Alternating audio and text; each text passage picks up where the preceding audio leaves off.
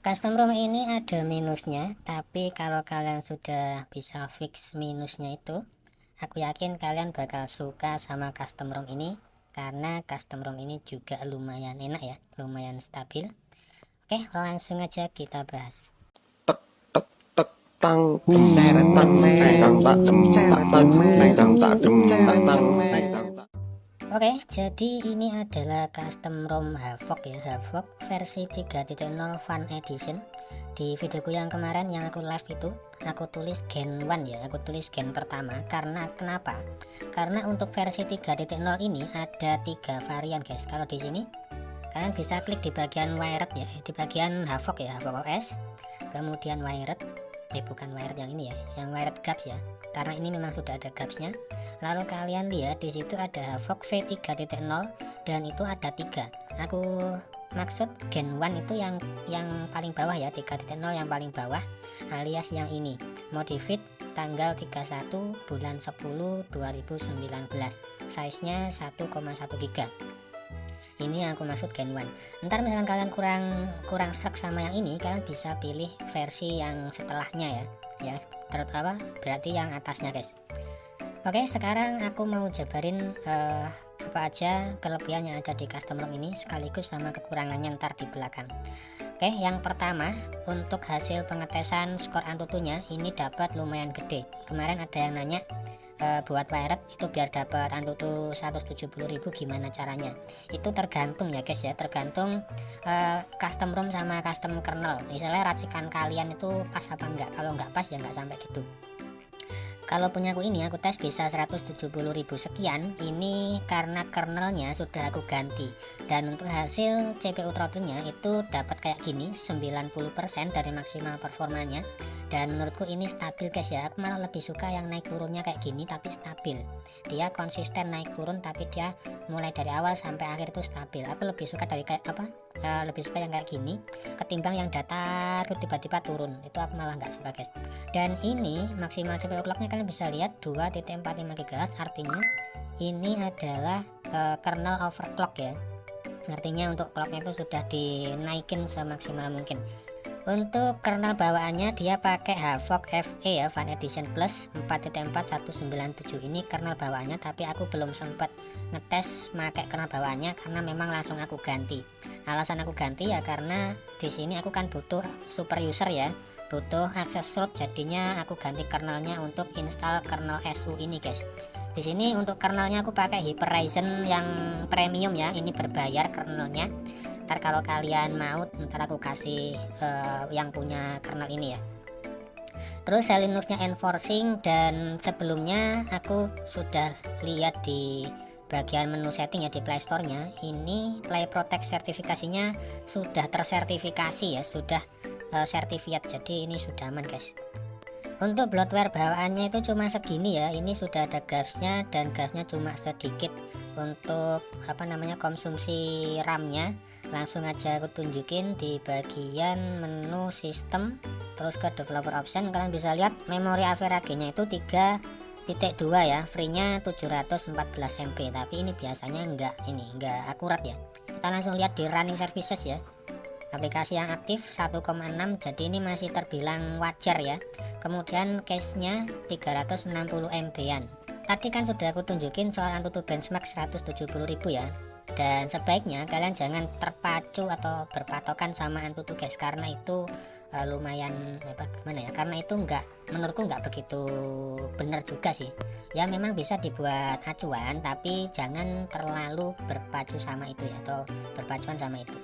Soalnya kemarin itu aku tes yang Antutunya di bawah 170.000, tapi itu lebih enak dipakai buat main game. Banyak guys yang kayak gitu, aku sering nemui. Jadi ini 170.000 lumayan enak dipakai buat main game, tapi masih banyak hasil pengetesan Antutu yang di bawah 170 ribuan itu udah enak banget dan lebih stabil, itu banyak banget. Dan di custom ROM ini menurutku ini lumayan enak, walaupun nggak enak banget, tapi untuk dipakai buat sehari-hari menurutku ini lumayan oke guys. Double tap to sleepnya ini normal semua, nggak ada masalah, dan ada network traffic indikatornya di situ. Di bagian status bar ini yang nggak ada paling-paling cuma soal FPS info aja. Kalau untuk quick settingnya juga bisa kita atur jumlah kolom sama barisnya di sini. Cuman memang menunya sedikit ya, itu sudah aku naikin yang kurasa penting-penting ya. Di bagian bawah sini masih ada tapi nggak penting ini menurutku, jadi aku biarin aja. Untuk hotspot dan tethering ini pun juga bisa aktif ketiga-tiganya, antara wifi, terus mobile data, sama apalagi tadi ya, pokoknya itu bisa aktif bareng lah. Naik light ini juga berfungsi normal, date time-nya juga berfungsi normal. Jadi overall untuk fitur-fitur standarnya ini sih nggak ada masalah ya. Terus untuk ambient display di sini juga ada always on, tapi nggak aku aktifin biar lebih irit penggunaan baterainya. By the way, untuk penggunaan baterainya ini pun juga lumayan irit ya menurutku. Aku di sini pakai baterai Hippo dan sudah 2 tahun aku pakai baterai Hippo ini. Menurutku untuk baterai Hippo alias baterai yang bukan orinya, yang pemakaiannya sudah 2 tahun, ini menurutku udah lumayan irit banget. Kemarin aku juga sudah sempet screenshot ya, hasilnya kayak gini ya. Untuk penggunaan baterainya ini aku pakai dari sekitar 90%an kalau nggak salah, sekitar 90 apa 95 gitu. Aku tes buat main game Undawn, dapat 1 jam 40 menit, hampir 2 jam, itu tersisa 65%. Jadi menurutku ini masih lumayan irit banget guys. Cuman memang ada sedikit kendala di custom ROM ini ya, terutama di awal-awal habis masuk di home screen. Itu kemarin aku mengalami layar blank hitam, tapi cukup di restart doang, kemudian setelah nyala baru bisa normal. Terus kemudian sempet juga navigasi barnya itu nggak muncul, udah diganti pakai full gesture juga nggak muncul, nggak berfungsi. Dan sekali lagi cara untuk fixnya cuma di restart doang, habis itu baru dia bisa muncul normal guys. Itu cuma terjadi 1 kali doang ya, jadi nggak terjadi lagi setelah itu.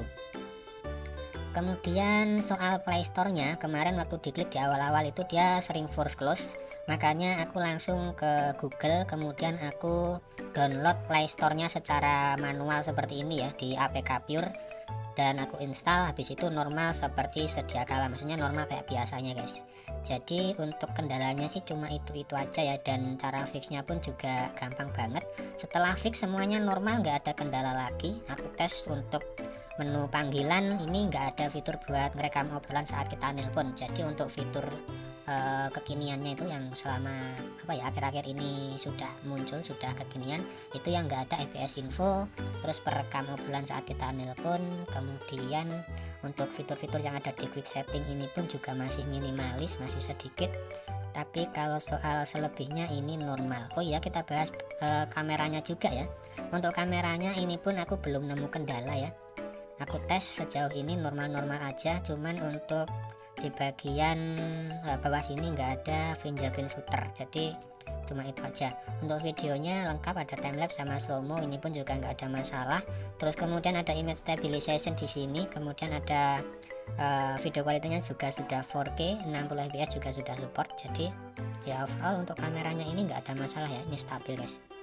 Kemudian untuk menu sound ini paling bawah nggak ada direct sound atau Mi Sound Enhancer ya, karena ini ya mungkin Android 10 pertama untuk custom ROM Havok ini ya, jadi masih banyak yang harus diperbaiki mungkin ya pada saat waktu itu ya.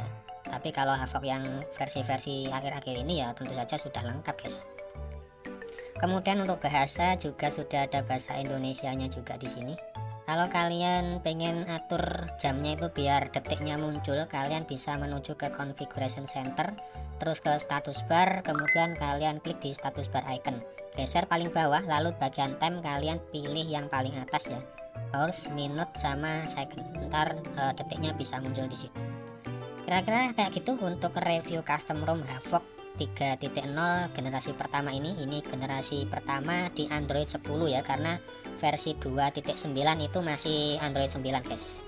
Oke, makasih banyak sudah nonton, jangan lupa klik like kalau kalian suka, dislike aja kalau kalian tega, bantu konten undur diri, dan kita bakal ketemu lagi di next video. See you, bye bye.